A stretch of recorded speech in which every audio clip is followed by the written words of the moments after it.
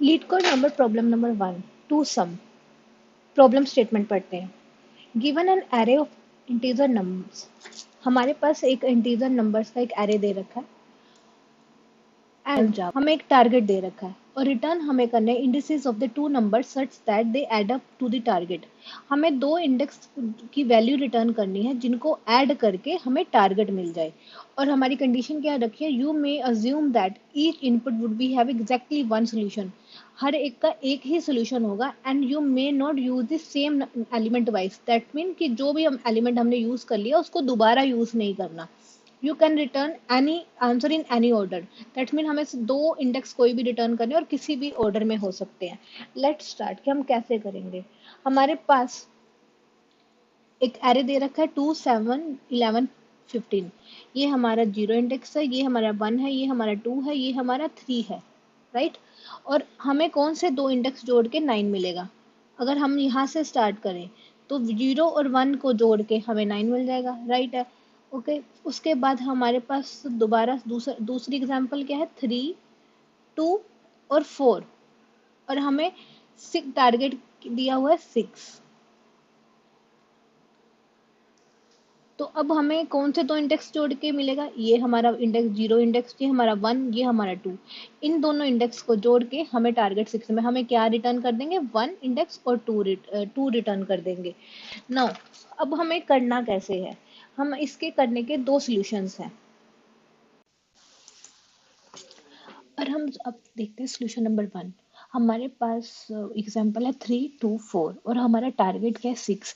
हमारा इंडेक्स की वैल्यू लिख लेते हैं, ये 3 0 1 और 2। हम अब कौन से दो इंडेक्स ऐड करेंगे कि हमारा जो टारगेट है वो 6 बन जाए। हमने क्या किया कि हमने एक फॉर लूप लिया और उसकी आई की जो वैल्यू है वो 0 से स्टार्ट करी और 0 से स्टार्ट करी और इंटरनली हमने उसमें प्लस करते गए। ये दोनों पहले प्लस करके देखा कि हमारा टारगेट 6 है, नहीं है, इन दोनों को प्लस किया तो हमें क्या है कि दो फोर लूप के अंदर एक जे की को i+1 लेना पड़ेगा और इन दोनों को प्लस करते हुए देखते जाना है। अब हम ब्रूट फोर्स कैसे लिखेंगे इसका, हमने सबसे पहले i की वैल्यू है 0, जे की वैल्यू है 1 और हमने दोनों को प्लस किया 3 + 2, क्या वो 6 के इक्वल है, नहीं। फिर उसके बाद 3 + 4, क्या वो 6 के इक्वल है, नहीं। कि उसके बाद i की वैल्यू यहाँ पे हो गई 1 और j की वैल्यू क्या हो गई 2। हमारा i बन गया तो हमने सबसे पहले चेक करा 2 + 4, क्या वो 6 के इक्वल है, यस। और हमने क्या रिटर्न कर दिया, इसमें से इंट का एक हमने एरे रिटर्न किया जिसमें से हमने i का इंडेक्स और j का इंडेक्स दोनों को रिटर्न कर दिया। ये हो गया हमारा सोल्यूशन नंबर 1। सोल्यूशन सेकंड, हम अब मैप के थ्रू इसको सोल्व करने की कोशिश करेंगे। ये हमारा इंडेक्स 0 है, ये 1 है, ये 0 है, ये 1, ये 2 और टारगेट वैल्यू क्या है 6। अब मैप के अंदर हम क्या वैल्यू पुट करेंगे, हम उसकी वैल्यू और हम हमारा जो की वैल्यू पेयर क्या होगा, उस वैल्यू और उसका इंडेक्स जो जिस इंडेक्स पे वो है। हमने सबसे पहले मैप में चेक करा 6 - 3।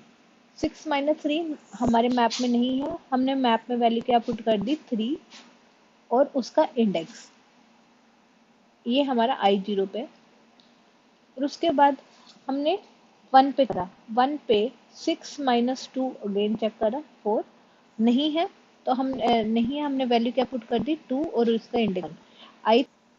अब हमारा इंडेक्स क्या है 2, 2 पे क्या है हमारा 6 टारगेट और वैल्यू क्या है हमारी 4 इक्वल टू क्या है 2। 2 हमारा मैप में ऑलरेडी प्रेजेंट है, उसका इंडेक्स क्या है 1। तो दैट्स मीन हम क्या रिटर्न कर देंगे यहाँ पे, जो ये वाला इंडेक्स है और जिस पे हम अभी हैं, इन दोनों को का इंडेक्स हम रिटर्न कर देंगे।